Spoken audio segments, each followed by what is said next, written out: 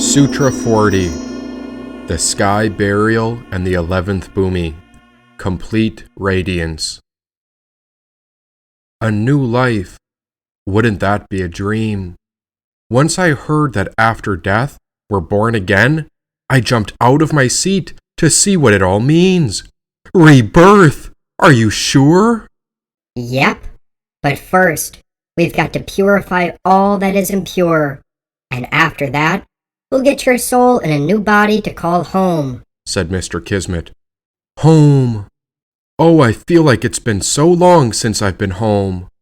Om Mani Padme Hum, said Forgiveness. Om is totality. It's all that is impure and all that is pure. Mani is the jewel, that selfless service that allows us to move beyond fear. Padme is the lotus, or the wisdom of the heart, and Hum is when the jewel and the lotus are interwoven together. And so, Om Mani Padme Hum is where we'll start. Well, I just can't wait to get home. But where is it? Where do we go? First, we must purify, release, and let go. Before you pick out a new body and life, we must come into contact with the ethereal, said Mr. Kismet. The ethereal? Yes. Time for your sky burial, said Forgiveness. It was all so fascinating and new. I felt like a little kid, and the excitement built so high, I didn't know how to keep myself together or what to do. I was jumping up and down, and so I looked at my own soul and screamed, I love you! Come on, and don't forget your snake. Just like the seasons, everything changes in a natural rhythm. You're going to do great, said Mr. Kismet. My snake. And there I saw it. It had been coming up around my spine. There a hooded cobra wrapped itself around my neck, right on time. What a day! Oh my goodness, hip hip hooray! And so I followed the Bhumis, Mr. Kismet, and Forgiveness for about an hour walk. The directions had us turn left at the rubbish dump, and at that point, we saw fire upon a hill. That's our goal. This was the countryside, early in the morning, where we passed peasants going into Lhasa on foot or in small donkey carts. They were carrying sacks of grain, hay, vegetables, and other goods for the market. We climbed a small rocky plateau where the fire was burning. This was the burial site, a stubby patch of ground on top of a rocky hill at the base of a bare mountain, looking like a wrinkled old elephant's hide. 5 Tibetan men and a boy, about 10, were seated around the fire, drinking tea, talking and joking. They wore ordinary work clothes and smiled and then motioned for us to sit. Nearby there was the altar, which was a large flat rock with bowl-like depressions. It was separated from where the Tibetans sat by a shallow gully, strewn with bits of discarded clothing and hanks of hair. There we sat by the edge of the rock gully which faced the altar. Forgiveness motioned towards the mountains. I look up. Neat rows of silent birds were perched on the ledges around Kailash. These are vultures. The colors blend so perfectly with the mountains that at first they are hard to see. Ravens swoop in and out of the gully and gather in the black patches on the altar rock. The rising sun turns a nearby cart gray and dull browns of the mountains to patches of pale gold and dusty pinks. Now it became pleasantly warm. In the past, some have jeered at the burial procedure, proclaiming it's barbaric, whispered Mr. Kismet. Once the rising sun touched the altar rock, the Tibetans signaled that the burial will begin. Then, for the first time, I noticed that a white bundle of cloth had been covering something up upon the cart. Now they untie the bundle. It was a man, naked, except for a fisherman's robe of sorts, with 2 horseshoe crabs on the shoulders. He's young, with brown hair. Oh my goodness, Mr. Kismet and Forgiveness! That's me! That's my body! And so you see, said Forgiveness. The Tibetan man in white drags the body over the rock and lays it face down in the center. He pulls off the jacket from the body and flings it into the gully. He yanks a large knife from his belt and with surgical precision cuts a slit down the spine. Starting from the shoulder blades, he strips the flesh away down the left side of the body's back, cutting the symbol of eternity. Once this is done, he hacks off the left arm with a knife. The severed arm is tossed to the young boy, who's squatting on his haunches, and pounds it to a pulp with something that looks like the back of an axe, using one of the depressions in the rock as a container. It's hard work for the boy, as he grunts and groans while he works. The man in white continues to hack the left side of the body, panting loudly, like someone chopping wood.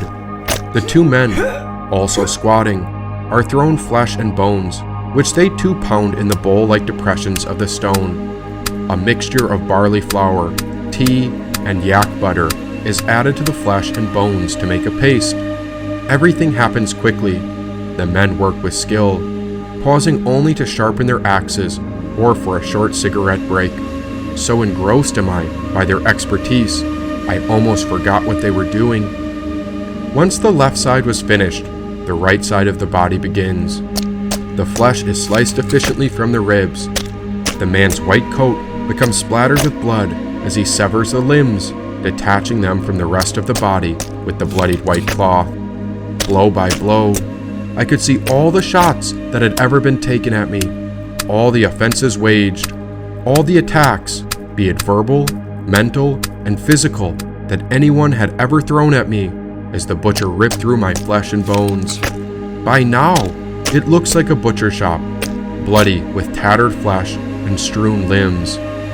I had to turn away many times, unable to watch, then turn back, unable to not watch. Some vultures fly off the mountains and begin circling the altar rock, gliding over our heads. The butcher continues working with what remains of the body. Before long, he pulls out the heart. Holding it up, he shouts something to the Tibetans by the fire. They nod. The work becomes easier now, and once the head is cut with a single neat blow, the severed head is held up. He picks up a stone, says a prayer, holding it overhead, then smashes the skull twice as the vultures circle closer. An old monk, dressed in crimson and saffron robes, appears close to us. Facing the rock, he says a prayer with his hands held together and prostrates before the rock. At this point, the butcher faces the mountain and turning to the vulture calls out, "Sho! Tatsu!" And at that signal, about a dozen vultures leave the mountain perch and swoop onto the flesh as they gather around him. They are huge, beautiful birds with white necks and legs, and speckled tan and white bodies. Their wings flutter and spread to reveal white undersides and dark brown tips. Some are so close that we can see their bright blue eyes. The vultures wait with restraint as the work continues. The young boy bundles the chopped organs into a cloth. Several vultures, unable to maintain discipline, try to steal bits of flesh from the boy while the butcher chases them off the rock as if punishing them for bad behavior. When he is finished, the boy carries the bundle off the rock. The two men leave with him. Then the butcher faces the mountain ledges, raises his arms to the vultures, and addresses them in a shrill, sing-song voice. "Triya! Soya! Triya!" Suddenly, hundreds of vultures fill the sky, hover in the quivering clouds above our heads, their wings beating, and descend on the rock, completely covering it. As the vultures vie for space, many ravens nervously cling to the edges. The butcher serves the birds with flesh, bones, and the rest. Now the ravens join the feast as they scramble to the outer edges. By the end of it, nothing is left. The birds finish eating, but do not leave the rock, and I wonder why they linger. The answer comes quickly. The bundle of organs is returned to the rock, and they devour every last bite. Finally, the feast is over. The vultures take to the sky, bearing the deceased with them, upwards to the heavens. The rock is empty. The butcher sits with the other Tibetans around the fire in an animated discussion as tea is served. There is no sign of mourning, no tears, no wailing, no prayers.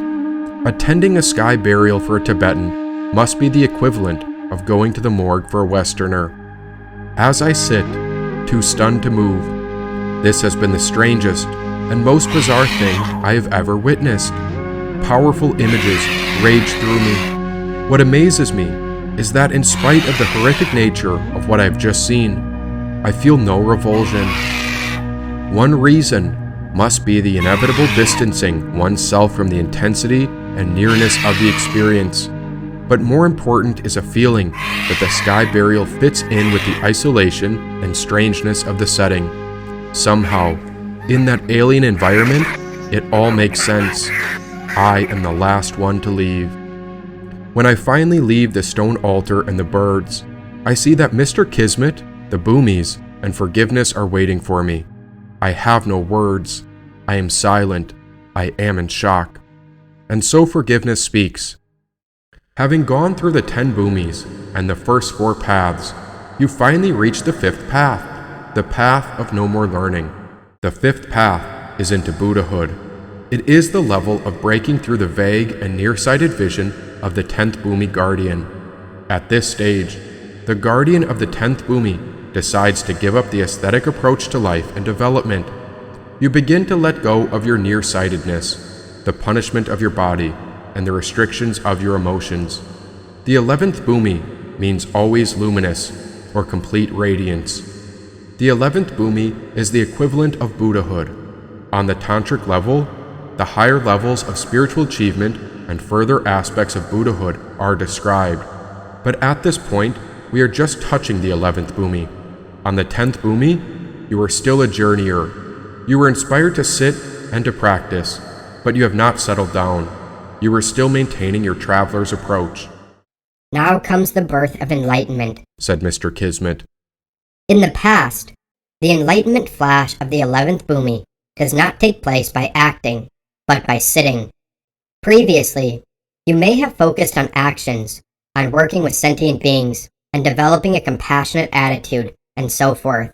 But for Gautama Buddha, when the actual time of the birth of enlightenment takes place, he just decided to sit. The point at which enlightenment occurs is not so much while you are sitting as a discipline, but when you begin to sit for relaxation. For the young Buddha, who just became Buddha that morning, it was a shock. So much was cut through, and so many changes took place in him as he discovered his new abilities and existence and being. Gautama Buddha was completely amazed at this achievement. After such struggle and effort, he was amazed to find himself enlightened one morning. He then spent 7 weeks thinking about the best way to proceed from that day onward. Maybe he thought about how he would communicate with other people, how he could explain his experience. Maybe he was wondering how to show that it is workable and that people could understand it. Or maybe he was thinking that he should just retire and resign from the whole thing. He spent a week walking up and down the Nairajana River, and another week gazing at the site of his enlightenment, said Mr. Kismet. Enlightenment is such a shock. It is not a shock of the present, but a shock of the past. Somehow, after so much expectation, suddenly nothing happens, and everything is right there in your hands. Suddenly, you become sovereign, a king or queen, a universal monarch. The question of how to proceed from that day onward seems to be very challenging. It is said that there's only going to be one Buddha in each kalpa, but that raises a lot of questions. Does that mean that you could never become a Buddha and never attain enlightenment? How about the one lifetime attainment of Buddhahood in tantric discipline? How about the sudden enlightenment of the Bodhisattva path? It is also said that in the reign of one Buddha, there cannot be a second Buddha. In our era, Shakyamuni became the Buddha without becoming a Buddhist. He made his whole journey and attained enlightenment with no label or discipline. There may be millions of Buddhas after that, but they are Buddhist Buddhas who follow the path he taught. It was Gautama Buddha who proclaimed the truth, no one else. He was the copyright, so to speak. But many Buddhas have been churned out from the teachings, said Forgiveness. And so comes indestructible meditation. Generally, There is so much tension and pressure in one state of being. You have a sense of working hard and taking a journey. Finally, you give up. You don't exactly give up, but you begin to relax. That is when the attainment of enlightenment takes place. The attainment is called Vajropama Samadhi, or Vajra-like Samadhi. Vajra means indestructible, and Samadhi is the spiritual absorption or meditative state. In this case, it is not a practice, but a basic state of mind that is turned into a meditative state forever. The achievement of enlightenment is characterized as knowing and seeing. Knowing does not mean becoming a great scholar or a person who knows facts and figures. It means having a fundamental understanding of the world we live in, its basic principles, and how it functions psychologically. Seeing means knowing how to operate, or how to relate with that knowledge. You are able to see completely and fully. Those are the two characteristics of the enlightened state of mind. You know and you see. As a result of the Vajra-like Samadhi, you are fully aware in relating with students or your own behavior. In the earlier Bhumis, you may have picked up the habit of trying to imitate Buddha-like behavior. Because it is an imitation, rather than a real expression, that approach is somewhat distorted. It is a copy, rather than the original, and at this stage, copying from the original has become an obstacle one has to overcome. You may have adopted an ethical or moralistic approach at the beginning as a means to develop high spiritual levels, but in the end, the ethical moralities of the Bodhisattva's discipline becomes obstacles to becoming enlightened. Concerns about how to handle your life, how to handle your emotions, how to be a perfect Bodhisattva on the path becomes a problem. Although you have achieved the necessary discipline of spontaneity, you realize that the means themselves become a hang-up. The attainment of Vajra-like Samadhi, or indestructible meditation, overcomes the only remaining obstacle to the attainment of enlightenment, which is the hesitation and mannerism of concerns about ethics. Vajra-like Samadhi is the way to cut through the final deception, the final layer of hesitation based on tradition and belief. In other words, the Bodhisattva or guardian attains the final realization of enlightenment by cutting through the hesitations arising from their own discipline. There are 4 qualities of Vajra-like Samadhi: toughness, stability, one flavor, and all-pervasiveness. The first quality of toughness means that Vajra-like Samadhi never surrenders. There is no confusion, veil, or obstacle that can overpower it. That quality of toughness is symbolized by the Vajra scepter held by King Indra to defeat the Asuras, or jealous idols. That is seen as the mythical battle between God and the Lord of Death and his army of jealous idols. The Vajra is a weapon of Indra and is a powerful symbol of indestructibility. The term Vajra also refers to a ritual instrument used in tantric ritual practices. According to Hindu myth, this Vajra was made from a half-human, half-saint, or rishi, who meditated in a cave on Mount Kailash, which could be called Mount Meru or Mount Zion. When he passed away and achieved oneness with God, his body became the essence of adamantine. All his bones became super diamond, the most precious stone one could ever find in all the realms of the world, and completely indestructible. Indra discovered this material, and he made a weapon out of it, and the weapon and material itself are both called Vajra. Traditionally, Vajra has 5 points, but Indra made a Vajra with 100 points as a weapon to destroy the Asuras, or jealous idols. In creating such a powerful weapon, he made 3 promises. First, he would never use it unless necessary. Second, once he decided to use it, the Vajra would fulfill its purpose and destroy the enemy. Third, having destroyed the enemy, the Vajra would return to its owner's hand. The Vajra was made in such a way that it closed its points when it was held by its owner, but when it was invoked as the destroyer of the enemy, when Indra held it and waved it and let it go, the Vajra would spring out all its points, destroy the enemy, and come back. The Vajra is powerful, not only because it is made from extraordinary material, but also due to the spiritual power and energy of the meditator. It represents the idea of an independent intelligence that destroys confusion and returns to you. Buddhists have taken up that symbol of the Vajra as a symbol of indestructibility. It has powerful meaning, especially in the Vajrayana, which is named after that particular symbol. The second quality of the Vajra-like samadhi is stability. Vajra-like samadhi is unmoved by the wind of thoughts. There may be thoughts, but they are no longer confused thoughts. Therefore, they do not move as the ordinary wind moves. They just persist. The third quality of Vajra-like samadhi is one flavor. In this case, one flavor means that without confused thoughts, the mental approach becomes very direct and simple, highly open and spacious. In the style of the five wisdoms, all the five families of wisdom have one flavor, which is the awakened quality. Fourth, Vajra-like samadhi is all-pervasive. At this level of spiritual achievement, you develop an enormous ability to comprehend all that is knowable, anything that is subject to confusion or clarity, said Mr. Kismet. That brings us to the three kayas. Enlightenment means that you are not here and you are not there. Therefore, you have achieved an understanding of something. You can call it consciousness if you like, but it is not consciousness as a reference point. It is just being. That being manifests as the three kayas, Dharmakaya, Sambhogakaya, and Nirmanakaya. At this point, we could say that a Buddha actually sees their own world, or the world in general, the entire world, from a non-reference point of view. They see the world can exist without a reference point, that reference points are no longer applicable. When you possess such an enlightened view, you attain the Dharmakaya, the body of non-reference point. Dharma means the highest norm of the universe, which is a non-reference point.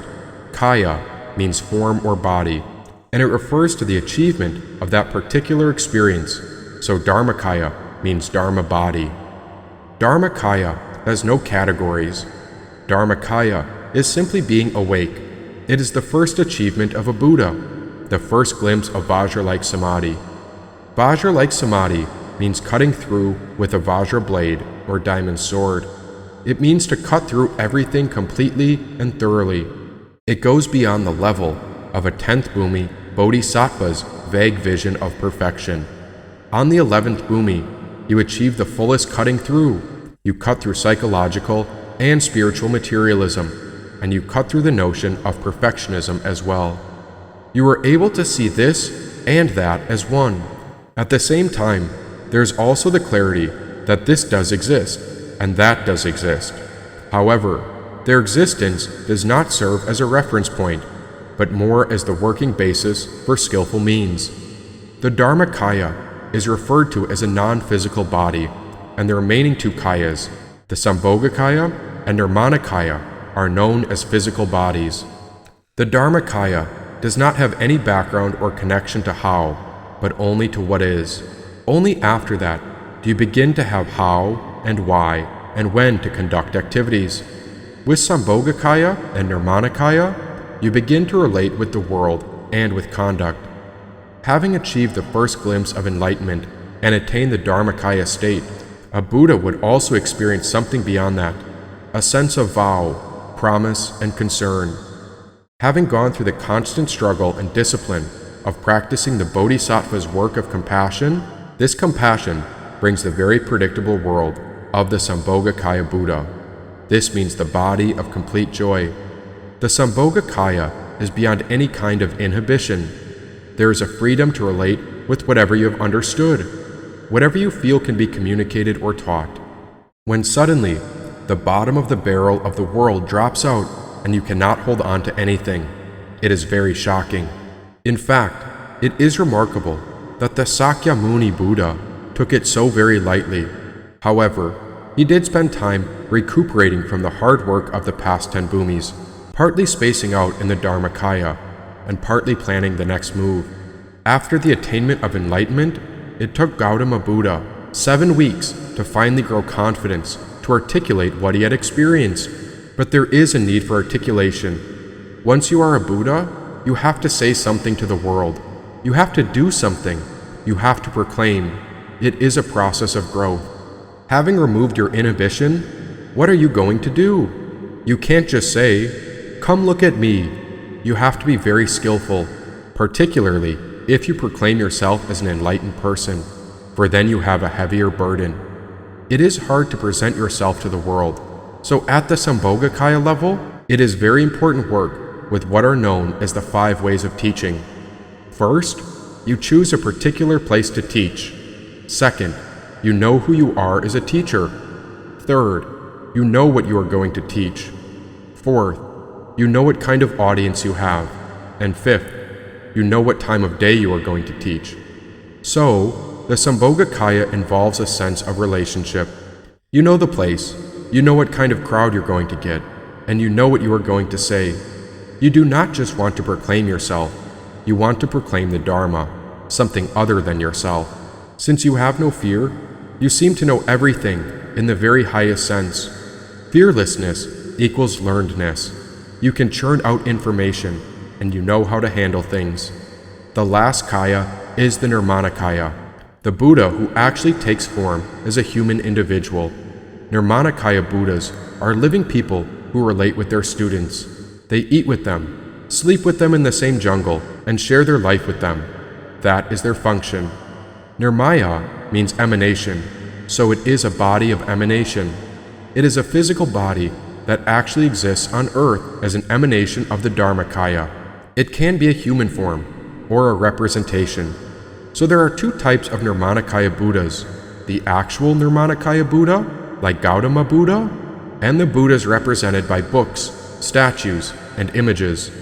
It's very moving to know that 2,600 years ago, a person called Siddhartha became the Buddha. He actually did that, and he made an enormous impact and impression on people, so enormous that we still continue to follow his way and share his ideas. It is very powerful that somebody actually achieved enlightenment and went so far as to proclaim it, to teach it, and to share his life with his students from the time of his enlightenment until his death when he was over 80 years old. Siddhartha showed us how to behave and how to handle ourselves with other people. He showed us that enlightenment is not a myth or a concept, but something actually took place. And from that time onward, successive people have done the same thing. They have followed the same path and attained enlightenment. It is necessary to identify with that particular living situation to see that it is real. You can visit Bodh Gaya and see the tree that the Buddha sat under when he attained enlightenment, and you can visit where he gave his first sermon. They are very inspiring places. It is very powerful and important to identify with the historical Buddhas, the one who actually lived and walked on earth. This is not a Superman story. It is the story of someone who lived where we do, on this earth. That person took a particular journey, and we are trying to follow that example.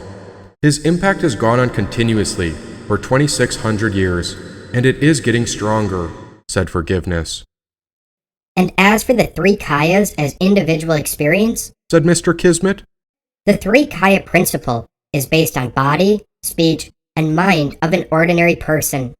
Simultaneously, you have the Dharmakaya version of yourself, the Sambhogakaya version of yourself, and the Nirmanakaya version of yourself. You can also look at an element, such as water, in terms of the 3 kaya principle. Basic water is the Dharmakaya. Its wetness is like the Sambhogakaya, and the fulfilling of its functions, such as the quenching thirst and irrigation, is like the Nirmanakaya. So you can apply the 3 kayas as a way of looking at one body from 3 different perspectives. The Dharmakaya is your non-physical manifestation. You have non-physical aspects of yourself that others cannot see or communicate with. The basic state of being is ungraspable, but you know that it is within yourself and everybody else. You also possess a semi-graspable state of being, or Sambhogakaya, which is the communication between your non-manifested and manifested levels. The semi-graspable state is symbolized by speech, but it includes all forms of communication, such as physical gestures, facial expressions, and how you present yourself in all kinds of ways. Then there's the Nirmanakaya, which means that you actually have a body. Even if you are a great teacher or a Buddha, you still have a body, and that body behaves more or less the same as other people's bodies. The necessities of eating, going to the bathroom, wearing clothes, and combing your hair are basically the same as anybody else's. So the three kayas are the subtle world, the direct world, and that which goes back and forth between the subtle and the direct worlds in order to survive on Earth, said Mr. Kismet. That brings us to non-attainment, said Forgiveness. The 11th Bhumi is the land of non-attainment. You do not have any paramitas to practice, and you are not concerned with the other shore or this shore at all. This particular Bhumi no longer has a reference point of a journey. On the path of no more learning, the Eightfold Path is also the form of non-attainment. To understand the idea of non-attainment, you need to get a feeling for the near purposelessness of this state of being, as opposed to the purposefulness of the Bodhisattva.